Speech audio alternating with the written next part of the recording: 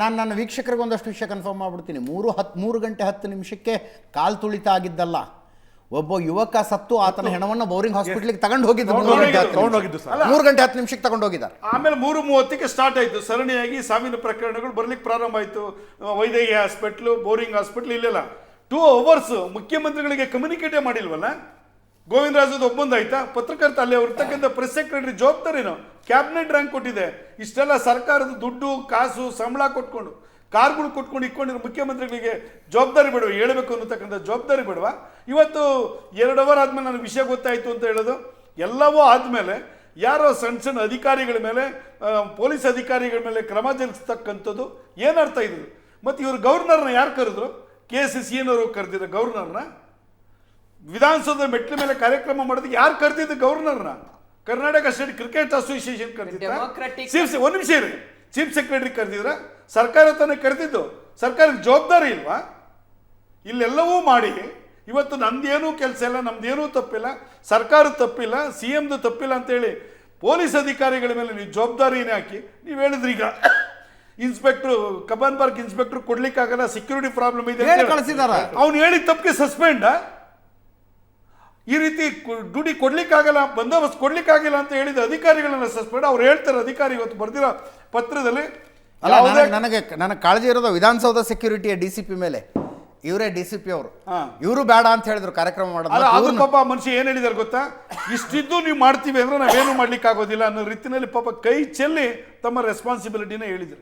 ಇಂಥ ಇರೆಸ್ಪಾನ್ಸಿಬಲ್ ಆಗಿ ನಡ್ಕೊಂಡಂಥ ಸರ್ಕಾರ ಪೊಲೀಸ್ ಅಧಿಕಾರಿಗಳನ್ನು ಸಸ್ಪೆಂಡ್ ಮಾಡ್ತಾರೆ ಅಂತ ಹೇಳಿದ್ರೆ ರಾಜ್ಯದಲ್ಲಿ ಪೊಲೀಸರ ನೈತಿಕತೆ ಮನಸ್ಥೈರ್ಯವನ್ನು ಕುಂಚೋ ಕೆಲಸವನ್ನು ಇವತ್ತು ಪೊಲೀಸ್ ಇಲಾಖೆ ಮಾಡ್ತಾ ಇದೆ. ಅಜಿತ್, ಪೊಲೀಸ್ ಸರ್ಕಾರ ಮಾಡ್ತಾ ಇದೆ. ಮಂಗಳೂರಲ್ಲಿ ಪೊಲೀಸ್ ಪರವಾಗಿ ಒಂದು, ಬೆಂಗಳೂರಲ್ಲಿ ಒಂದು ಆಗ್ಬಾರ್ದು. ಮಂಗಳೂರು ವಿಷಯ ಚರ್ಚೆ ಮಾಡ್ತೀರಾ? ಮಂಗಳೂರು ಚರ್ಚೆ ಮಾಡಿ ಅದಾಗಲ್ಲ. ಕೇಳಿ ಮೇಡಮ್, ಮಂಗಳೂರು ಚರ್ಚೆ ಮಾಡ್ತೀರಾ? ಚರ್ಚೆ ಮಾಡಿ. ಕರ್ತವ್ಯ ಬೆಂಗಳೂರು ಮಾಡ್ಬೇಕಾ? ಮಾಡೋಣ. ಕರ್ತವ್ಯವನ್ನ ಹೀಗೆ ನಿರ್ವಹಣೆ ಮಾಡಬೇಕು ಅಂತ ಒಂದು ರೂಲ್ ಬುಕ್ ಇರುತ್ತೆ, ಅದ್ರ ಪ್ರಕಾರ ನಡ್ಕೊಳ್ತಾರೆ. ಅವ್ರ ಸರ್ಕಾರದಲ್ಲೂ ಅದೇ ಪೊಲೀಸ್, ನಮ್ಮ ಸರ್ಕಾರದಲ್ಲೂ ಅದೇ ಪೊಲೀಸ್.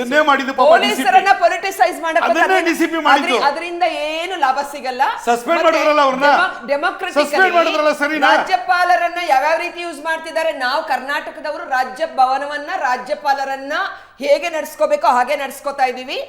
ಆ ಗರಿಷ್ಠ ತಂದಿಲ್ಲ. ಹೋಗೋದು ಬೇಡ. ಆದ್ರೆ ತೇಜಸ್ವಿನಿ ಅವರೇ, this government is becoming too much predictable ಅನ್ನಿಸ್ತಿಲ್ವಾ?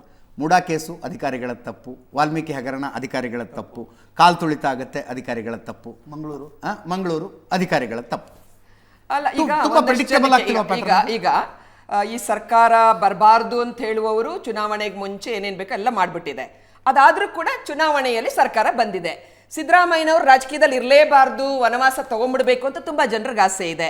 ಅದಾಗೋದಿಲ್ಲ, ಯಾಕಂದ್ರೆ ಅತಿ ಹೆಚ್ಚು ಶಾಸಕರು ಬೆಂಬಲ ಕೊಟ್ಟಿದ್ದಾರೆ, ಹೈಕಮಾಂಡ್ ಆಶೀರ್ವಾದ ಮಾಡಿದೆ, ಅವರ ಸೇವೆಗೆ ಒಂದು ಅವಕಾಶ ಕೊಟ್ಟಿದೆ, ಅವರು ಮಾಡ್ತಾ ಇದ್ದಾರೆ. DK ಶಿವಕುಮಾರ್ ಅವರು ಫೈಟ್ ಮಾಡ್ಕೊಂಡು ಬಂದಿದ್ದಾರೆ. ನಮ್ಮ ಹಕ್ಕನ್ನ, ಡೆಮೋಕ್ರೆಟಿಕ್ ಹಕ್ಕನ್ನ ಅಲ್ಲ, ಇದು ಎಲೆಕ್ಟೆಡ್ ಗವರ್ಮೆಂಟ್, ಸೆಲೆಕ್ಟೆಡ್ ಗವರ್ಮೆಂಟ್ ಅಲ್ಲ, ಇದು ಎಲೆಕ್ಟೆಡ್ ಗವರ್ಮೆಂಟ್, ಜನತೆಯಿಂದ ಎಲೆಕ್ಟ್ ಆಗಿರೋ ಗವರ್ಮೆಂಟ್ ತನ್ನ ಹಕ್ಕು ಜವಾಬ್ದಾರಿಗಳನ್ನು ನಿರ್ವಹಣೆ ಮಾಡ್ತಾರೆ. ನಾನು ಕೇಳಿದ ಪ್ರಶ್ನೆ, ಜನ ಕೊಡುವಂತ ತೇಜಸ್ವಿನಿ ಅವರು ತಲುಪ್ತಾ ಇಲ್ವಾ? ಜನರಿಗಂತೂ ತಲುಪ್ತು.